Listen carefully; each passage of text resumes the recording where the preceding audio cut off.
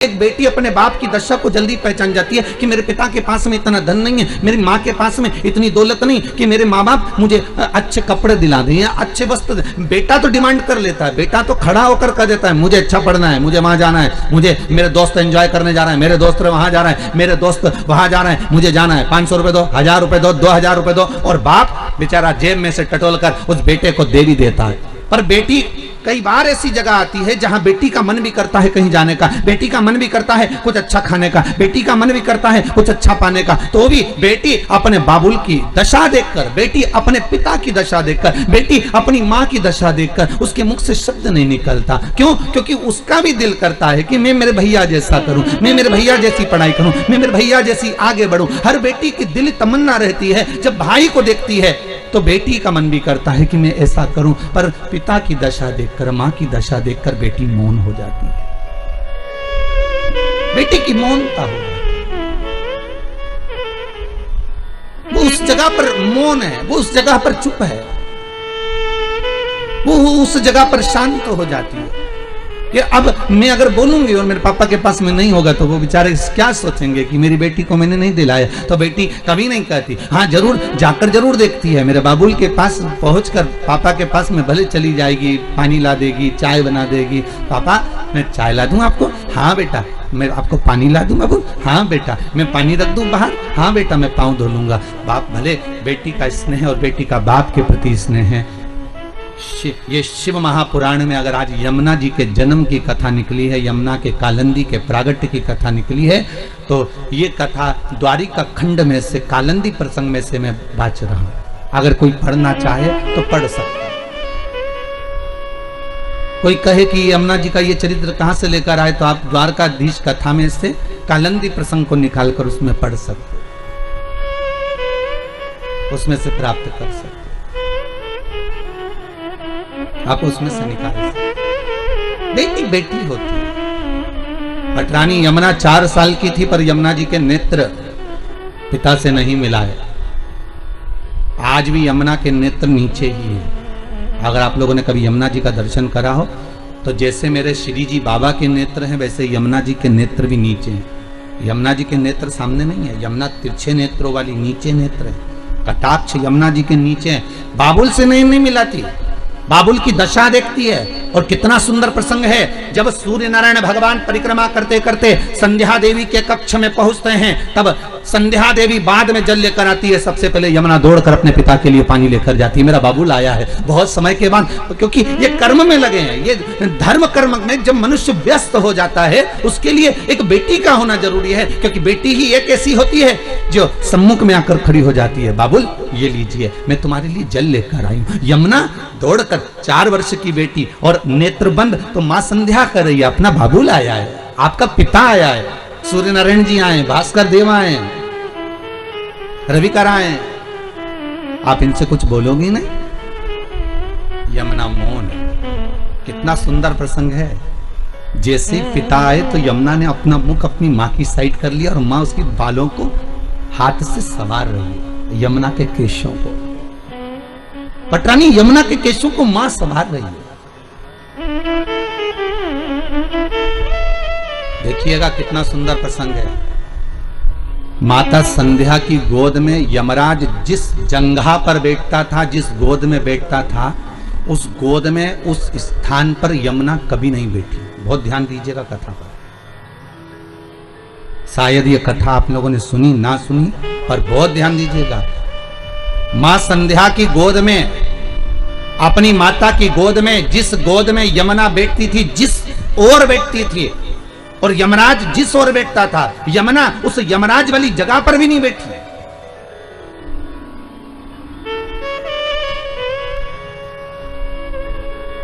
ये बेटी का जीवन है। मम्मी क्या बनाया तुमने? भजिया बनाया। भुजिया बनाया? अच्छा। मम्मी क्या बनाया तुमने? मैंने थोड़ा सा मालपुआ बनाया। मालपुआ?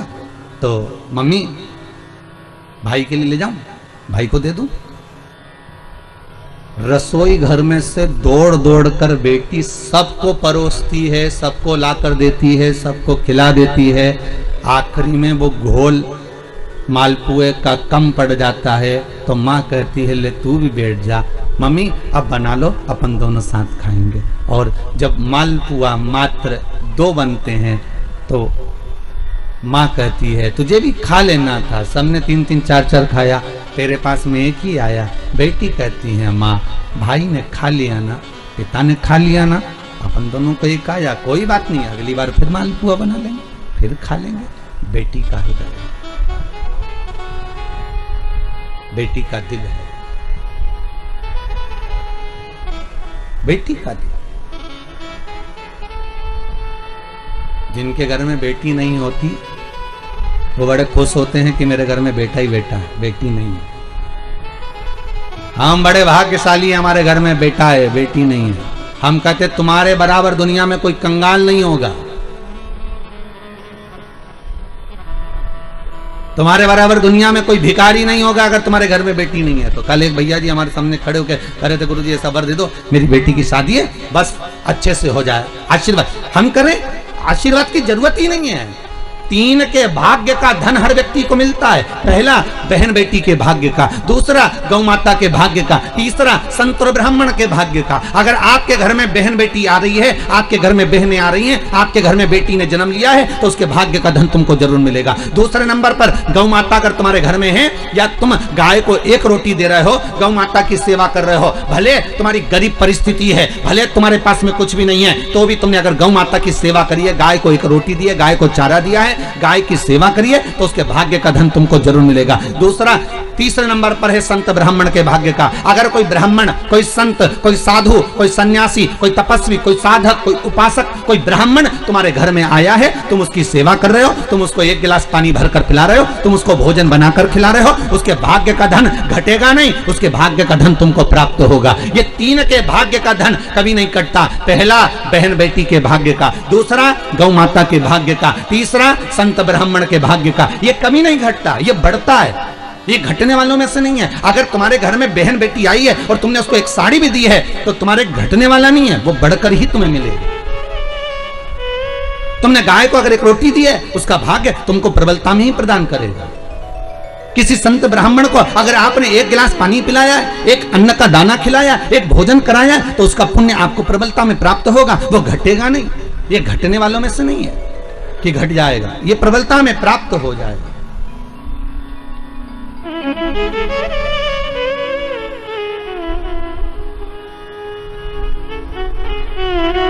कई लोग कहते हैं भगवान ने कृपा करी, हमारे घर में तो बेटा हो गया, बेटी नहीं है, भगवान की कृपा थी कि बेटी नहीं है। हम कहते हैं किस्मत वाले नहीं हो, भाग्य बेकार है आपका अगर तुम्हारे घर में बेटी नहीं है तो।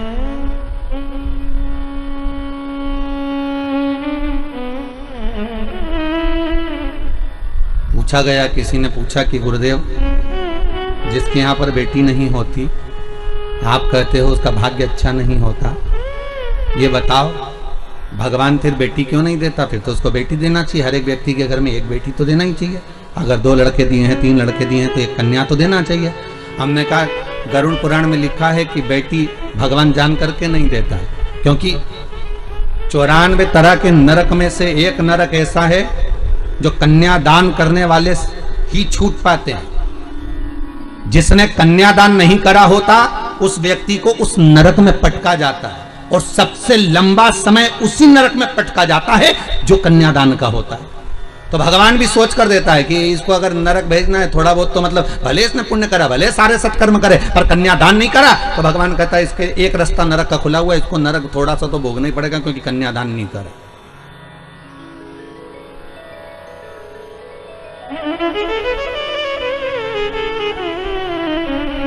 कुछ सहज नहीं है बेटा। यमुना नेत्र बंद करती है, नेत्र बंद।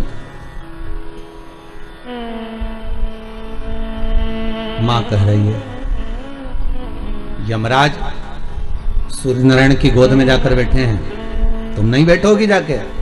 यमुना कहती है, मां भैया बैठा है ना, मुझे जाने की जरूरत नहीं है, मैं नहीं जाऊंगा। मां संध्या देवी कह रही है, तुम्हारे पिता सूर्य नारायण से तुम्हारा भाई बहुत कुछ मांग रहा है, क्या तुम कुछ नहीं मांगोगी? यमुना, कुछ तो मांग लो। यमुना कहती है,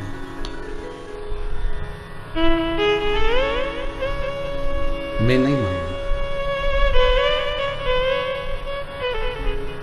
12 वर्ष की यमुना जी हो गई।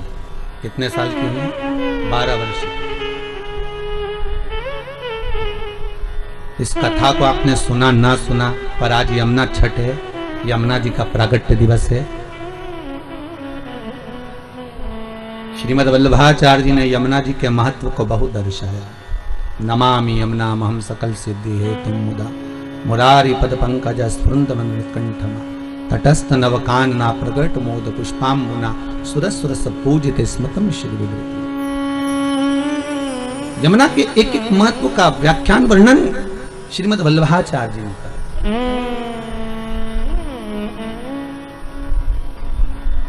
12 वर्ष की यमुना जी हो गई। बेटी छोटी में भी त्याग करती है।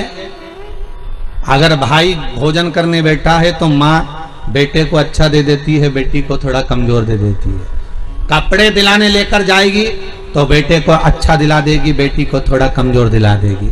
पिता, बेटा छोटा है और बेटी अगर बड़ी है तो बेटे को 2 बिस्कुट के पैकेट ज्यादा दिलाएगा, टॉफी ज्यादा दिलाएगा, बड़ी बेटी को थोड़ा कम दिलाएगा।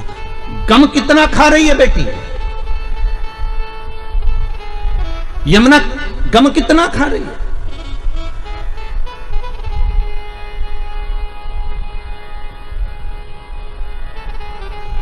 दिला दिया। बड़ी हो गई, 12 वर्ष की हो गई। मां संध्या के घर में और 2 बच्चों का जन्म हो गया। और 2 जन्म, ताप्ती और शनि। एक लड़की और हो गई। क्या नाम था? ताप्ती और शनि। पूरी दुनिया में केवल एक ही नदी ऐसी है जिसके अंदर हड्डियां ले जाकर डाल दो तो 20 मिनट के अंदर गल जाती है, वो ताप्ती नदी है। 20 मिनट में हड्डियां गल जाती है, ताप्ती। 2 बेटी, एक बेटी और एक बेटा और हो गया, शनि महाराज और ताप्ती। यमुना 12 वर्ष की। 12 वर्ष आज मौन थी। ताप्ती ने पूछ लिया। ताप्ती बोली, यमुना तू बहुत मौन रहती है, कुछ बोलती क्यों नहीं है? तेरे मन में क्या है? तू कुछ तो बोल।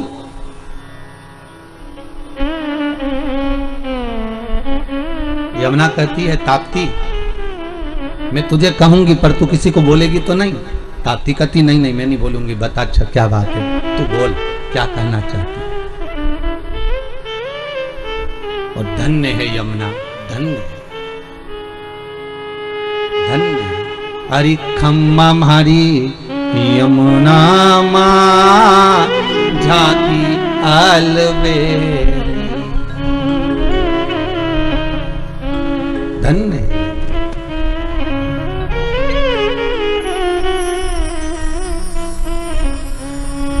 पाँव पे जनिया चुड़ला जिसो है,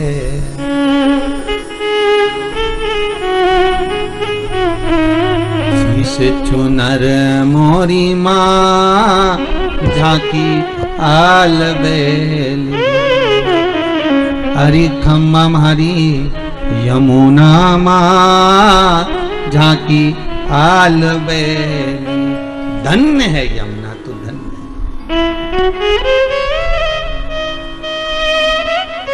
मैं जो कहूंगी तू पिता से तो नहीं कहेगी? ताप्ती कहती तू पिता से डरती है? नहीं, बेटी बाप से डरती नहीं है, बेटी बाप का कायदा करती है, बेटी बाप का सम्मान करती है। फिर कहूंगा एक बार, बेटा एक बार अपने माँ बाप को दुखी देख सकता है पर बेटी कभी अपने माँ बाप को दुखी नहीं देखेगी। बहुत ध्यान रखना, माँ बाप कभी नहीं देख सकते। तो डरती है पिता से? नहीं। फिर क्यों कह रही है कि तू किसी पिता को मत बताना? मैं तो बस इतना कहना चाहती हूँ कि तू बोलना मत ही पिताजी से कि मैं चुप क्यों रहती हूँ, मैं मौन क्यों रहती हूँ। क्या चाहती है बोल। यमुना जी कहती हैं,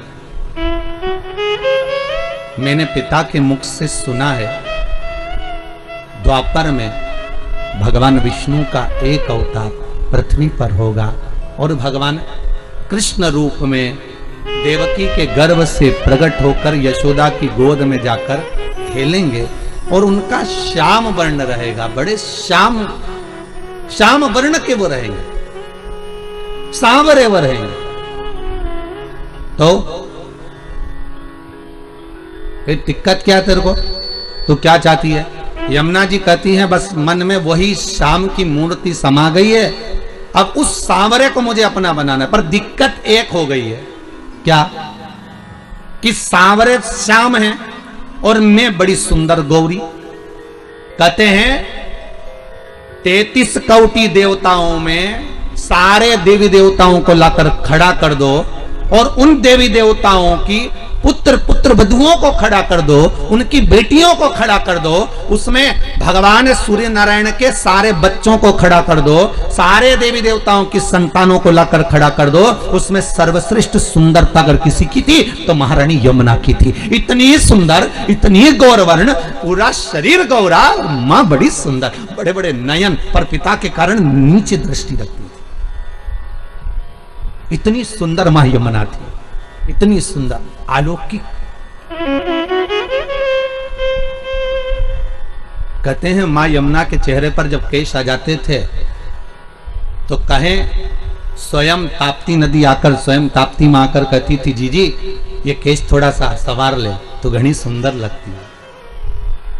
बहुत ध्यान देना, बहुत ज्यादा सुंदर थी इसलिए ताप्ती भी थोड़ा सा ध्यान देना, थोड़ा सा। ताप्ती कौन है? बहन। इसके बाद भी थोड़ा सा मन में ईर्ष्या का भाव आ जाता है, थोड़ा सा। अब देवरानी जेठानी में देख लो, अगर एक आध देवरानी सुंदर हो या जेठानी सुंदर हो या एक आध जेठानी बहुत काम करने वाली हो, एक आध देवरानी बहुत काम करने वाली हो, तो ही उसको लगे कि बताओ ये कहाँ इतना मन में आ जाए, इतनी सुंदर बहन है। सुंदरता का भाव, यमुना बड़ी सुंदर। दिल में बस एक ही बात अड़ गई कि वो सांवला है।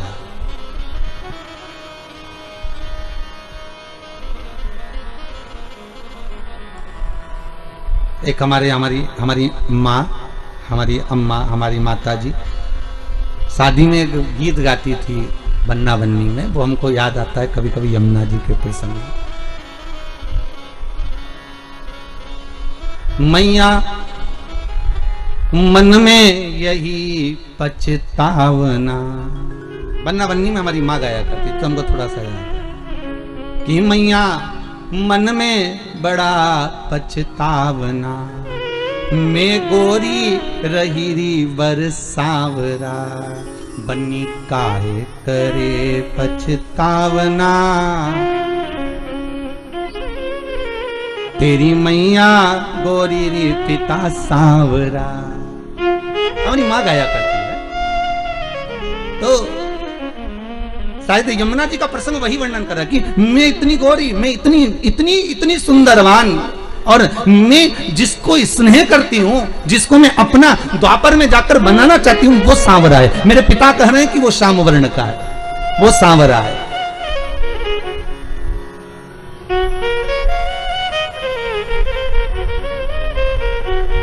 और उस सांवरे को मैं अपना कैसे बना सकती हूँ? क्योंकि मेरा स्वरूप और उसका स्वरूप एक होना चाहिए।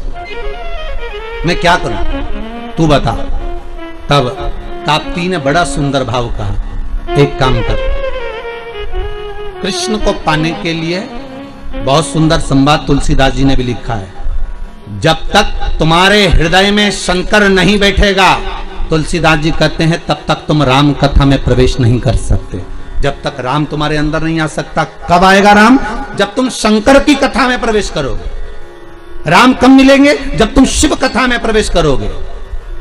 कृष्ण कथा कब मिलेगी? जब तुम शंकर की कथा में प्रवेश करोगे। इसलिए राम कथा की शुरुआत तुलसीदास जी, वाल्मीकि बाबा शंकर की कथा से करते हैं, और श्रीमद् भागवत की शुरुआत वेद व्यास जी शिव कथा से करते हैं, शंकर की कथा से शुरुआत करते हैं। भागवत जी को भी उठाकर देखिए, शिव की कथा प्रथम में आएगी, फिर बाद में सारी कथा चालू होगी। राम कथा को उठाकर देखिए, शिव कथा प्रथम में आएगी, इसके बाद रामचरितमानस चालू होगी।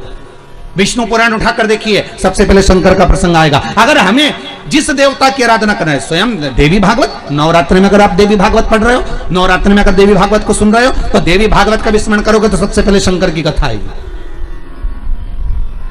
सारी पुराणों में सबसे पहले शंकर को लाकर दिया गया। क्यों? क्योंकि शंकर की अगर कथा में तुम प्रवेश कर गए, शंकर का स्नेह तुमने पा लिया, शंकर का अनुमोदन अगर तुमने कर लिया, शिव स्मरण में अगर तुम डूब गए, तो तुम्हें जिस देवता का तुम भजन कर रहे हो उसको पाने में देरी नहीं लगेगी, वो मिल जाएगा। पर दुनिया इतनी विचित्र है कि सारे देवता को रिझाना पसंद करती है, शंकर के पास बाद में जाती है। और बाद में कब जाएगी? जब कोई बीमार पड़ गया, किसी का एक्सीडेंट हो गया, कोई बहुत ज्यादा बेकार हालत में पड़ गया, तब पंडित जी को फोन लगा के बोलेंगे महामृत्युंजय का पाठ कर दो। पंडित जी मन में सोचे, ये तो कभी शंकर जी के नहीं रिझाती थी, ये कभी तो शंकर का नाम नहीं लेती थी, ये शंकर का कभी भजन नहीं करती थी। सारे मंदिर गई पर शिव जी के मंदिर कभी नहीं गई, कभी एक लोटा पानी नहीं चढ़ाया, कभी शंकर का अनुमोदन नहीं करा, और उल्टा कहती थी कि हम शंकर का प्रसाद नहीं लेते, और उल्टा कहती हम शंकर के मंदिर नहीं जाते। बताओ, अब एक तरफ तो ये कह कि शंकर के मंदिर नहीं जाऊं, प्रसाद नहीं लो, और आज जब दुख की घड़ी आई तब शिव याद आ गया, तब शंकर याद आया, तो भी शंकर के मन में अभिमतता नहीं। शंकर कहते हैं भले बाद में आया तो मेरे करीब में। और भागवत कहती है पहले शंकर का अनुमोदन करिए, राम कथा कहती है पहले शंकर का अनुमोदन करो, शिव महापुराण की कथा कहती है शंकर का अनुमोदन करो। तो ताप्ती ने भी सूर्य नारायण भगवान से पूछ लिया, पिताजी आप जब सारी दुनिया में प्रकाश फैलाते हो, आपका शरीर जब इतना तपता होगा तो शीतलता कौन देता होगा? तब शंकर भगवान ने तुरंत कहा, जब कोई भक्त एक लोटा पानी लेकर शंकर पर चढ़ाता है और वो शंकर का चढ़ा हुआ जल गोल जलाधारी से निकल कर चरण से सबसे पहले नीचे की ओर जब आता है, मात्र एक बीते की दूरी पर वो पानी जब बहता हुआ आता है, सूर्य नारायण कहते हैं वो जल मुझे मिलता है और मेरे शरीर की तपन समाप्त हो जाती है। जरा देखिए, लिंग पुराण में उठाकर देखिए, स्कंद पुराण को उठाकर देखिए, और दोनों पुराणों का वर्णन स्पष्ट कर रहा है कि भगवान सूर्य नारायण, इसलिए शायद यही शास्त्र वर्णन करता है, इसीलिए शायद शिव महापुराण में स्पष्ट किया गया कि शंकर की पंचायत में सूर्य भी विराजमान है।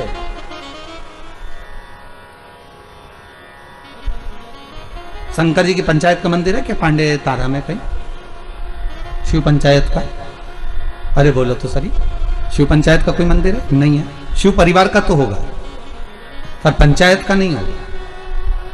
पंचायत का मंदिर तो मुझे नहीं लगता कि प्रतापगढ़ में भी हो, शायद है प्रतापगढ़ पंचायत का मंदिर, बहुत बढ़िया होना चाहिए, बहुत बहुत सुंदर बात। शिव पंचायत, पंचायत में कौन कौन होते हैं? शंकर, दुर्गा जी, सूर्य नारायण भगवान, भगवान नारायण और गणेश जी महाराज, बस ये पंचायत। और परिवार में कौन कौन होते हैं? पार्वती, कार्तिकेय, गणेश, शिव, नंदी, ये परिवार। शिव पंचायत में केवल 5, और शायद इसीलिए शिव महापुराण की कथा में जो पंचायत का महत्व कहा गया, उस पंचायत में सूर्य की भागीदारी जो कही गई है कि एक बीता, आपके यहां अगर कहीं पर आपने शिवलिंग का दर्शन करा होगा, ये शिवलिंग है, ये जलाधारी है, ये पानी निकलने का स्थान है। यहां से जहां से पानी नीचे गिर गया और गिरने के बाद जब एक बीते तक जाता है, उस एक बीते पर सूर्य नारायण भगवान का भाग चालू हो जाता है। एक बीते पर क्यों कहते हैं? जिसको चर्म रोग हो जाता है, जिसका शरीर सफेद पड़ गया, चमड़ी बेकार हो गई, काला पड़ गया, शरीर में कहीं चट्टे पड़ गए, कहीं शरीर में दाने पड़ गए, पूरा चेहरा बेकार हो गया, पूरा शरीर बेकार हो गया, तो क्यों कहते हैं कि एक बीता जब पानी बह जाए, उस बहे पानी को हाथ का लेपन कर कर शरीर पर लगा लिया जाता है, शरीर ठीक होने लगता है, सूर्य का भाग वहां से चालू हो जाता है।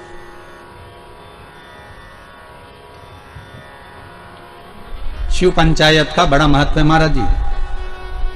अगर आप लोगों ने लिंग पुराण पढ़ी होगी या शिव महापुराण पढ़ी होगी तो उसका बड़ा महत्व है महाराज।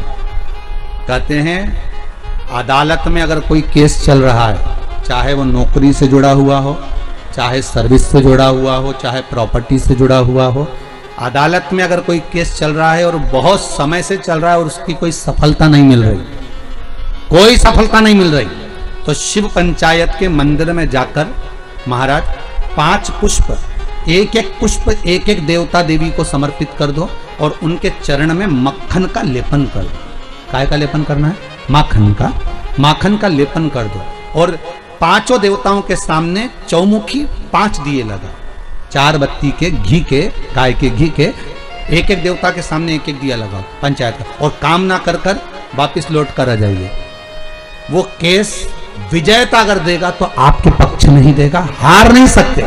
शिव पंचायत का बहुत प्रबल भाव है महाराज, शिव पंचायत कोई साधारण नहीं होती।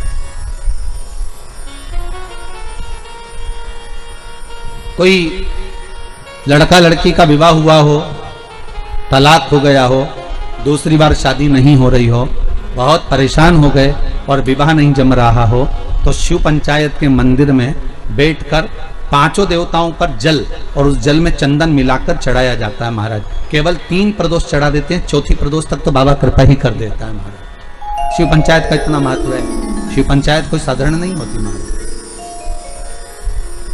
शिव पंचायत जिसकी कमर का गुरिया खसक गया हो, या घुटने की हड्डी खसक गई हो, या हाथ पैर कहीं की भी कोई हड्डी खसक गई है महाराज, और डॉक्टर अपना काम कर रहे हैं, गुड़िया नहीं जम रहा, और आपको केवल दवाई से ही अच्छे होना है, तो मूंग, हरी जो मूंग होती है वो शिव पंचायत के मंदिर में कम से कम 5 या 7 दिन तक चढ़ाएं, उसी मूंग को वापस उठा कर लाएं और उसको सुबह सुबह पानी में गलाकर खाना चालू कर दे। बाबा चाहेगा तो 15 दिन नहीं लगते, गुड़िया अपनी जगह पर बैठ जाती। शिव पंचायत, शिव पंचायत का बड़ा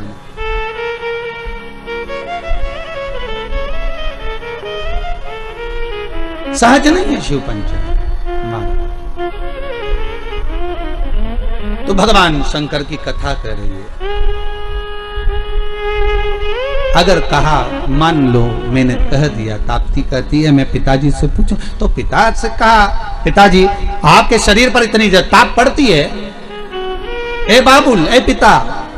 ताप्ती छोटी थी तो कह देती थी पिता से तुरंत जाकर। छोटी बेटी में और बड़ी बेटी में अंतर होता है, बड़ी बेटी मर्यादा में रहती है, बोलती कम है, और छोटी तो तड़ तड़ बोल बुला के बुझ जाए। उसको जो बोलना है ना छोटी को, वो तो बोल देगी, वो रुकती नहीं है। बहनों में यही भाव है, बहनों में जो बड़ी बहन होती है ना वो थोड़ी शांत रहती, शीतल रहती, और छोटी वो तो 2 मिनट, जी तू चुप रहे, मैं सब बोल दूंगी, बस बात इतनी। तू तो ये बता लड़का पसंद है कि नहीं है, जुमाने का देखा, तो वो कह दे नहीं इतना कोई बस, तो तू क्या करना है, तू शांति बैठ, बाकी सब मैं निपटा दूंगा। और छोटी गई, मम्मी हाँ तुम जीजी की शादी जहां कर रही हो ना, अच्छा नहीं लग रहा है, बताओ। वो बड़ी नहीं बोल पाई, इसने जाके बोल दिया और सबके सामने बोल दिया। ले तो दूल्हा भी मैं बैठा था, बापड़े ने सोचा चलो वापिस चलो क्या करे, जब यही बोल रही है चलो। छोटी छोटी बोलती नहीं, बड़ी बोलेगी नहीं, और छोटी तुरंत ओ बोला बोल चली बस जा। अच्छा शादी ब्याह में भी बहुत ध्यान रखना पड़ता है, बड़ी बहन की शादी कैसे भी कर दो, पर छोटी की में अगर जरा सी कमी रह जाए ना तो बोले बिना नहीं रहती। हाँ इतना था तो भी तो अच्छे से नहीं करी, बस बताओ।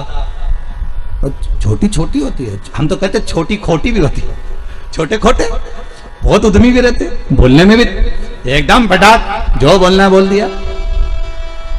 ताप्ती ने कह दिया पिताजी आपसे बस केवल इतना कहना है कि आपको वो शीतलता, जब आपका शरीर इतनी तपन देता है, आपका शरीर इतना प्रकाश देता है, तो आपको वो शीतलता कहां से मिलती है? तो भगवान सूर्य नारायण कहते, भास्कर देव कहते हैं, जब कोई शंकर पर 1 लोटा पानी चढ़ाता है, उसका चढ़ाया हुआ जल जब मुझे प्राप्त होता है तो मुझे उसमें शीतलता का अनुभव हो जाता है। अब विचार करिए, कई किसी ने हमसे पूछा भी है कि हम सूर्य नारायण भगवान को अर्घ दें और कभी कभी नहीं दें, और हम शंकर के मंदिर में जाकर पानी चढ़ाते हैं, तो उससे सूर्य नारायण भगवान को फल प्राप्त होता है क्या? क्यों नहीं होता? आप अगर शंकर को जल चढ़ा रहे हो तो ब्रह्मा को भी जल चढ़ गया, शिव को जल चढ़ाया तो भगवान विष्णु को भी जल चढ़ गया, शिव को जल चढ़ाया तो जगदम्बा को भी जल चढ़ गया, शंकर को जल चढ़ाया तो गणेश जी को भी जल चढ़ गया, शंकर को अगर जल चढ़ाया तो कार्तिकेय को भी जल चढ़ गया, और शिव को अगर जल चढ़ाया तो 33 कोटि देवता, जहां से पानी बहता है वहां तक 33 कोटि देवता विराजमान होते हैं। इसलिए शंकर का जल लांगा नहीं जाता, वहां 33 कोटि देवता विराजमान होते हैं। सबको जल का भाग मिल गया। एक साधे सब सधे, एक जगह खोदे जाओ पानी तो निकले। खोदो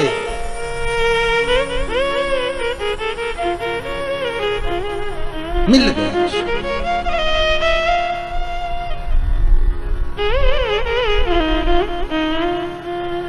ताप्ती ने सुन लिया, जी पिताजी को शंकर जी से भाग प्राप्त होता, इसलिए तपन नहीं होता। मैं तुझे एक बात कहूं, तू ठाकुर जी को बाद में भजना, कन्हैया को बाद में प्राप्त करना, सांवरिया की तू बाद में हो जाना। पहले एक निवेदन करती हूं, पहले शंकर का अनुमोदन कर, शिव का अनुमोदन, शिव का स्मरण, हाँ शंकर का स्मरण, हाँ। यमुना जी बोली पर पिता से मेरे को ये पूछना पड़ेगा कि मैं शिव का स्मरण तो करूंगी, जब तो करूंगी तब तो करूंगी, पर फल कहां मिलेगा?